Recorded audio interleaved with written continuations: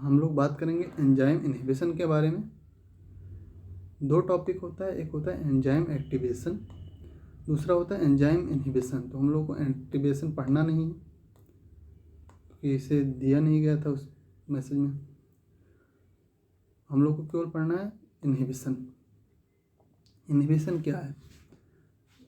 The prevention of enzyme process, enzyme की process को रोक देना एज ए रिजल्ट। किस तरीके से? Interaction of inhibitor with enzyme, inhibitor enzyme से इंटरेक्ट करता है और एंजाइम के प्रोसेस को रोक देता है। यही क्या है? Enzyme inhibition.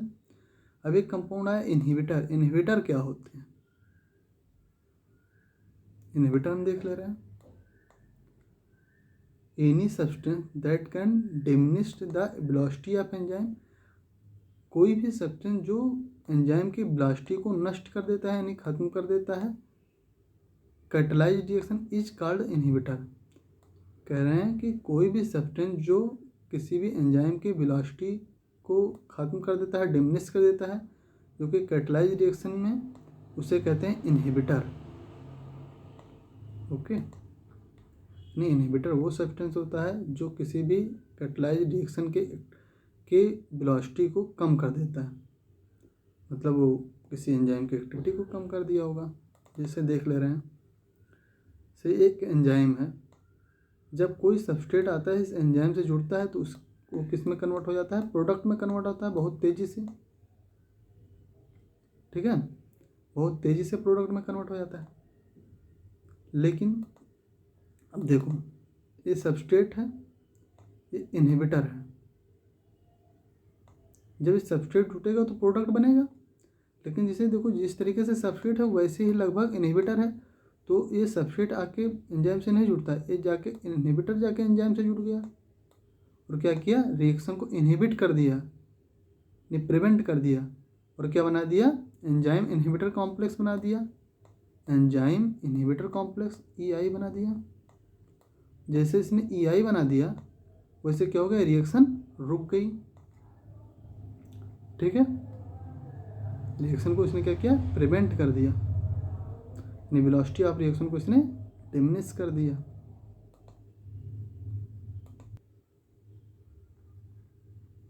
अब हम लोग को पढ़ना है टाइप ऑफ इनहिबिशन। देख ले रहे हैं, टाइप ऑफ इनहिबिशन। इनहिबिशन दो तरीके का होता है, एक रिवर्सिबल इनहिबिशन, एक होता है इरिवर्सिबल इनहिबिशन।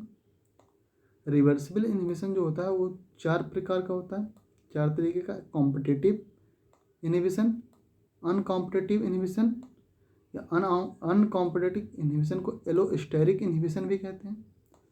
तीसरा होता है मिक्स्ड इनहिबिशन। चौथा होता है नॉन कॉम्पिटिटिव इनहिबिशन। अब हम लोगों को 4 इनहिबिशन पढ़ना है, जैसे एक कॉम्पिटिटिव, अनकॉम्पिटिटिव, मिक्स्ड इनहिबिशन और नॉन कॉम्पिटिटिव इनहिबिशन। इसे तो हमें पढ़ना है रिवर्सिबल में। एक हमें इनहिबिशन पढ़ना है रिवर्सिबल इनहिबिशन, यानी हम लोगों को टोटल 5 टॉपिक भी पढ़ना है। हम बात करेंगे रिवर्सिबल इनहिबिशन की। In this inhibition, inhibitor can associate और dissociate from the portion of binding site. कह रहे हैं इस इनहिबिशन में, रिवर्सिबल इनहिबिशन में, जो इनहिबिटर जाता है एंजाइम से बाइंड कर जाता है, ये जो प्रोसेस है एसोसिएट भी कर सकता है, डिसोसिएट भी कर सकता है। मतलब से देखो, ये इनहिबिटर गया है एंजाइम से बाइंड कर गया है, ये फिर अलग भी हो सकता है। ले जो प्रोसेस है ये रिवर्सिबल डायरेक्शन में जा सकता है।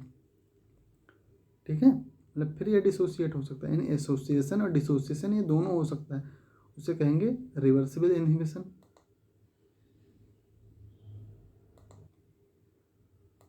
जो रिवर्सिबल इनहिबिशन होता है, जैसे मान लो एक इनहिबिटर गया एंजाइम से बाइंड कर गया और ये एंजाइम इनहिबिटर कॉम्प्लेक्स बना लिया। जब तक ये बनाएगा तब तक प्रोडक्ट बनेगा नहीं। ठीक है, तो हम लोग मान लो कोई हमें डिजीज होनी है तो एंजाइम इनहिबिटर कॉम्प्लेक्स बन गया, तो हम क्या करते हैं? कोई दवा खा लेते हैं। जैसे हम दवा खाते हैं वैसे एंजाइम इनहिबिटर कॉम्प्लेक्स क्या होता है? टूट जाता है।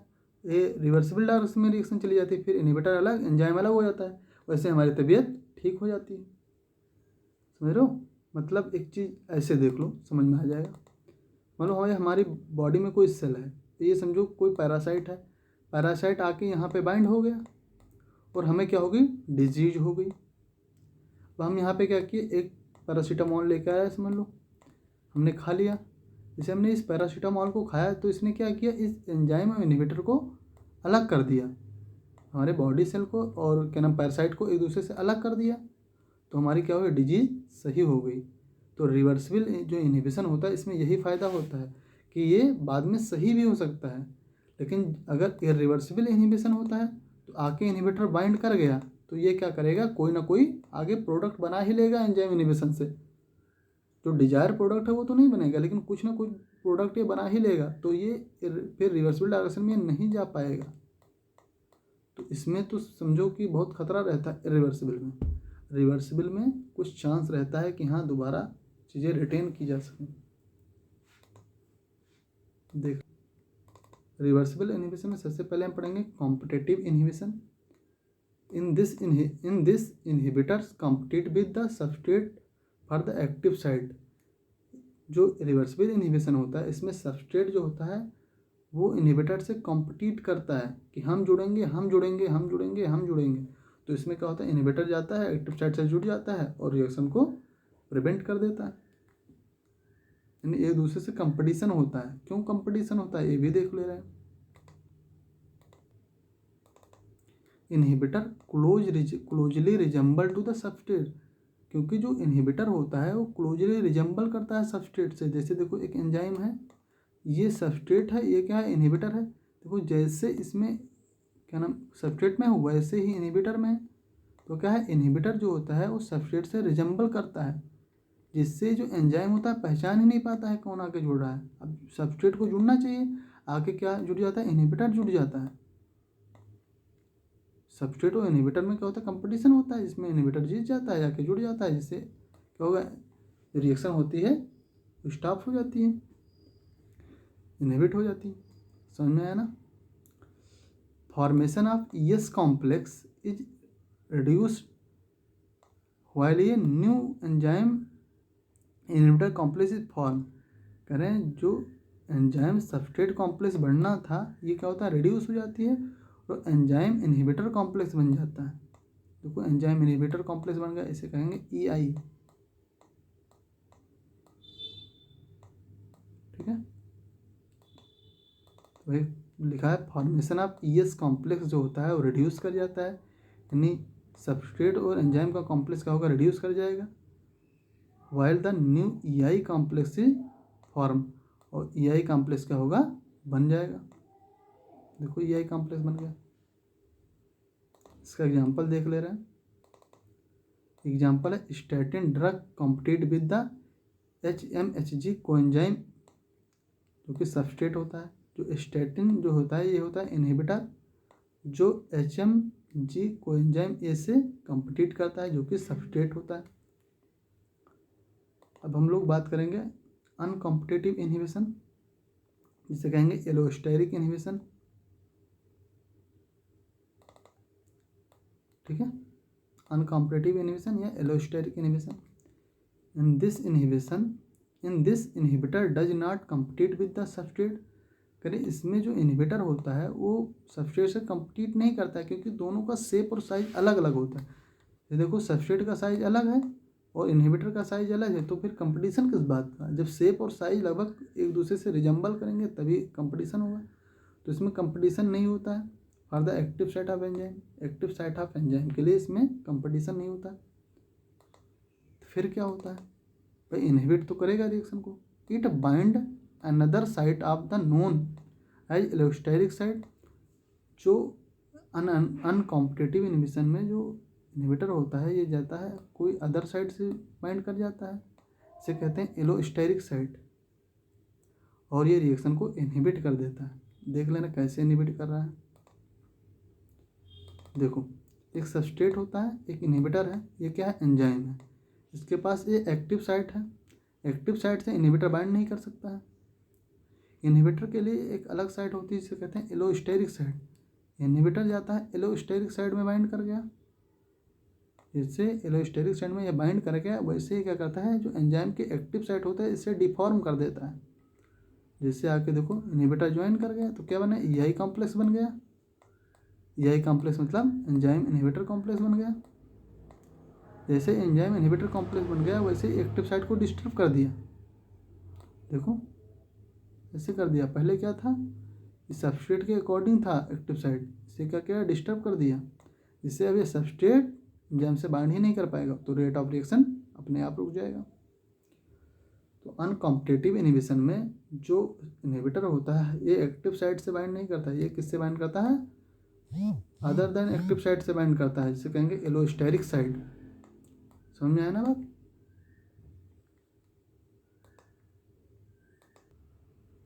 एग्जाम्पल हम देख ले रहे हैं, drug to treat the poisoning of the methanol और ethanol glycol, ethylene glycol act as the uncompetitive inhibitor. करें वो ड्रग जो पॉइजनिया, मेथेनॉल और इथाइलिन ग्लाइकोल के लिए ट्रीट की जाती है वो अनकॉम्पिटिटिव इनहिबिटर होती है। इससे जो ड्रग है ये ड्रग अनकॉम्पिटिटिव इनहिबिटर है जो पॉइनियम, मिथेनॉल और इथाइलिन ग्लाइकोल के लिए यूज की जाती है। अगला हम पढ़ेंगे मिक्स्ड इनहिबिशन।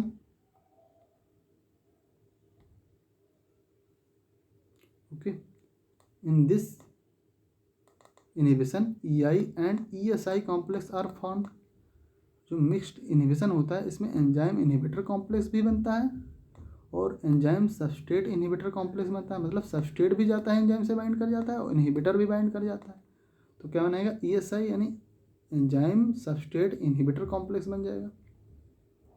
ओके, यानी EI कॉम्प्लेक्स भी बनेगा और ESI कॉम्प्लेक्स भी बनेगा, एंजाइम सबस्ट्रेट इनहिबिटर कॉम्प्लेक्स भी बनेगा। Both complexes are catalytically inactive. जब ये दोनों कॉम्प्लेक्स बन जाते हैं, या EI कॉम्प्लेक्स बन जाता है या ESI कॉम्प्लेक्स बन जाता है, तो एक कैटालिटिकली इनएक्टिव होते हैं, यानी ये रेट ऑफ रिएक्शन को इनहिबिट कर देते हैं, घटा देते हैं या रोक देते हैं। अब हम लोग लास्ट पढ़ेंगे रिवर्सिबल इनहिबिशन का, non competitive inhibition. Inhibitor does not show any structural similarity with the substrate. तो नॉन कॉम्पिटिटिव इनहिबिशन में जो इनहिबिटर होता है कोई स्ट्रक्चरल सिमिलरिटी नहीं शो करता है सबस्ट्रेट से, but has the same affinity of either enzyme और द ES कॉम्प्लेक्स। लेकिन इसके जो इनहिबिटर होता है वो सेम एफिनिटी रखता है, किसके बराबर, सबस्ट्रेट के बराबर। बरो एंजाइम से जुड़ने जितना सबस्ट्रेट जुड़ सकता है उतना ही इनहिबिटर जुड़ सकता है, या ES कॉम्प्लेक्स से। ES कॉम्प्लेक्स में एंजाइम सबस्ट्रेट कॉम्प्लेक्स बन गया तब जाके इनहिबिटर जुड़ जाएगा, तो क्या बनेगा, ESI बन जाएगा, एंजाइम सबस्ट्रेट इनहिबिटर कॉम्प्लेक्स। इसका मतलब ये है कि जो इनहिबिटर है, कहाँ गया, इनहिबिटर है वो सबस्ट्रेट के बराबर एफिनिटी रखता है बाइंड करने की एंजाइम से। जितना ज़्यादा सबस्ट्रेट बाइंड कर सकता है एंजाइम से उतना ज़्यादा इनहिबिटर कर सकता है। एक बात मान लो, अगर सबसे पहले सबस्ट्रेट से इनहिबिटर जो सबस्ट्रेट जो होगा एंजाइम से बाइंड कर गया, सबसे पहले ये मान लो सबस्ट्रेट जाके एंजाइम से बाइंड कर गया तो ES कॉम्प्लेक्स बन गया, तो ये इनहिबिटर जाएगा ES कॉम्प्लेक्स से बाइंड कर जाएगा, क्या बनाएगा, ESI बना देगा, एंजाइम सबस्ट्रेट इनहिबिटर कॉम्प्लेक्स, तब भी रेट ऑफ रिएक्शन कम कर देगा, एंजाइम को इनहिबिट कर देगा। हम एग्जाम्पल इसका देख ले रहे हैं, साइनाइड इनहिबिट साइटोक्रोम ऑक्सीडेज। जो एंजाइम होता है वो साइटोक्रोम ऑक्सीडेज एंजाइम को इनहिबिट कर देता है, जो कि एक रेस्पिरेटरी एंजाइम होता है। जो साइटोक्रोम ऑक्सीडेज का सबस्ट्रेट क्या होता है, साइटोक्रोम ऑक्सीडेज का जो सबस्ट्रेट होता है वो साइटोक्रोम C होता है। यानी क्या है, साइटोक्रोम ऑक्सीडेज जो एंजाइम है इससे साइटोक्रोम C को जुड़ना चाहिए था, लेकिन इसको ये नहीं जुड़ने देता है। कौन जाके जुड़ जाता है, साइनाइड जाके जुड़ जाता है, जिससे रेट ऑफ रिएक्शन इनहिबिट हो जाती है या एंजाइम इनहिबिट हो जाता है। अब हम लोग लास्ट पढ़ेंगे इरिवर्सिबल इनहिबिशन।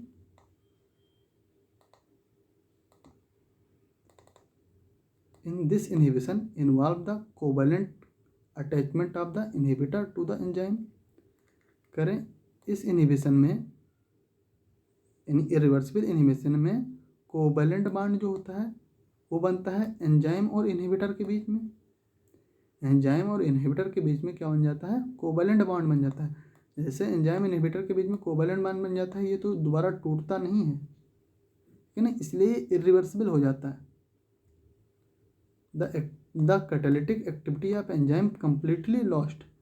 जब कोवैलेंट बॉन्ड बन जाता है एंजाइम इनहिबिटर के बीच में तो कैटालिटिक एक्टिविटी वो एंजाइम की होती है वो टोटली लॉस्ट हो जाती है, नहीं आप रिएक्शन को कैटालाइज नहीं कर सकता है। It can only be restored. जो एंजाइम होता है ये तभी रिस्टोर किया जा सकता है जब कोई ना कोई मॉलिक्यूल बन जाए। It can be only restored only by the synthesising molecule. जब तक कोई मॉलिक्यूल नहीं बनता है तब तक एंजाइम और इनहिबिटर एक दूसरे से जुड़े ही रहते हैं। मान लो एंजाइम इनहिबिटर आके जुड़ गए, EI कॉम्प्लेक्स बना लिए, ठीक है। अब ये क्या करेंगे आगे भाई, इनहिबिटर अपने अकॉर्डिंग प्रोडक्ट बना देगा, तो क्या होंगे E+P बन जाएगा। E+P तो भी एंजाइम अलग होगा। जब तक कोई ना कोई प्रोडक्ट यानी कोई ना कोई मॉलिक्यूल बन जाएगा इनहिबिटर के हिसाब से, तब तक एंजाइम अलग नहीं होगा, क्योंकि ये इरिवर्सिबल है। सुनना है? ओके, तो कंप्लीट होगा इनहिबिशन भी।